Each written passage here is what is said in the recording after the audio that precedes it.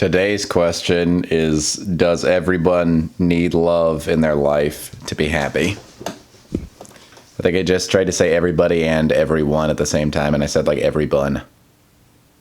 Does every McDonald's bun need love in its life? Yes. Does everyone need love? Depends on how you define love.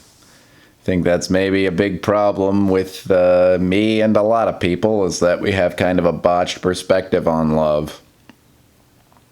There's a really great book called The Art of Loving, where he says a lot of what we consider people's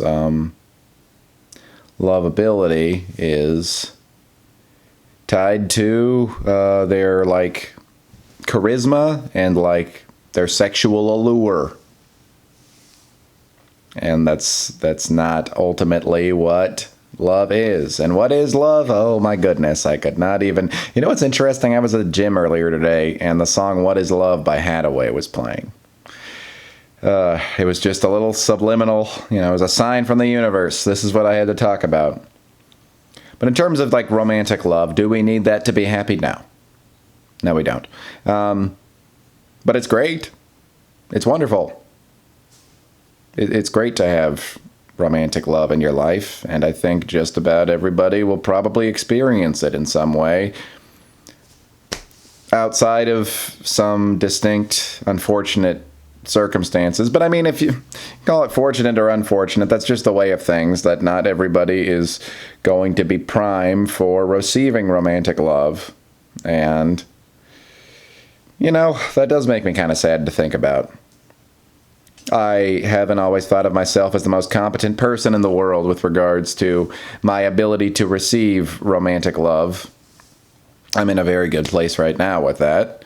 But, I spent so many days in the past beating myself up for being what I considered ugly or just otherwise undesirable. And I just literally attached my entire value to, does the world want me in that way? It's such a sad way to live, thinking that you cannot be happy if people do not want to be romantically involved with you. I remember one time even literally thinking like, okay, sure, I have this good accomplishment, whatever, but it still doesn't matter if I'm ugly. Like, it really was that important to me. It was the absolute highest on my ladder of values. And part of what's helped that is just,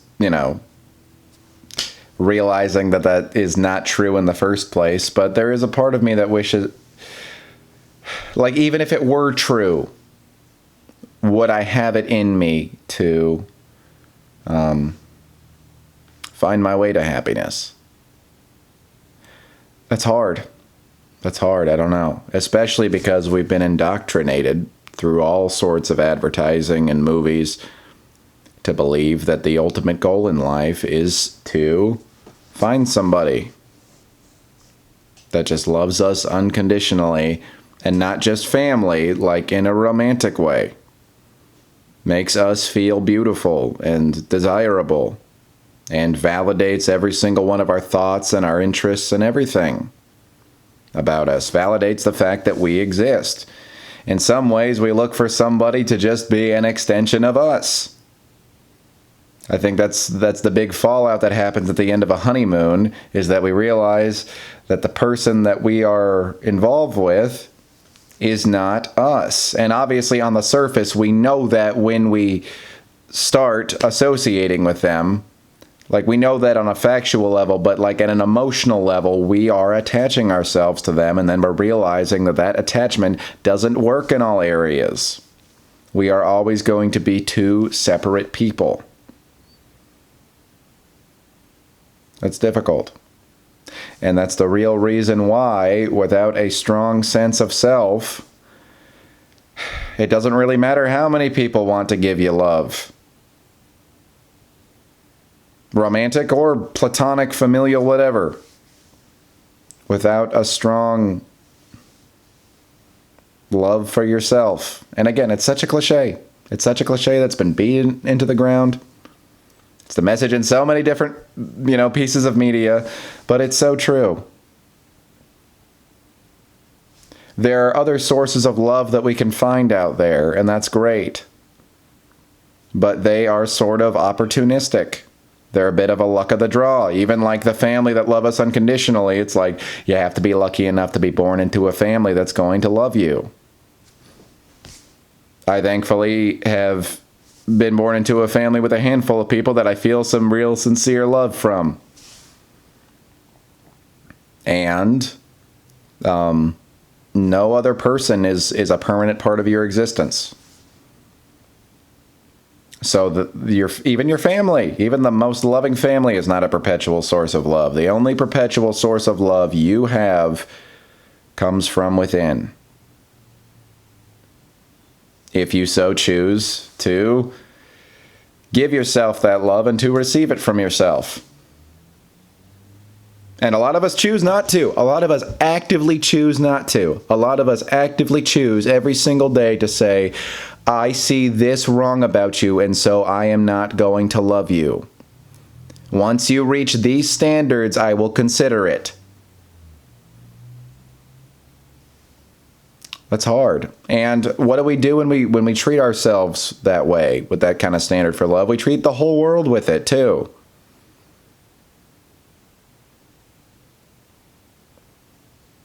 It can only start from within.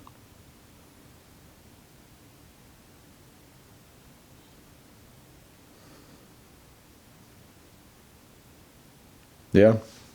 There are a lot of ways in which our environment can encourage us when we're growing up.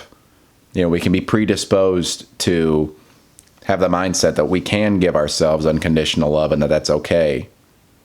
So I'm not trying to act like external factors are not a thing.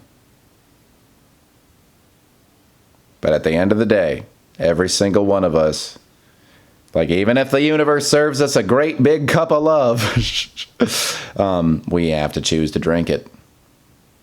Like it's got to be our choice.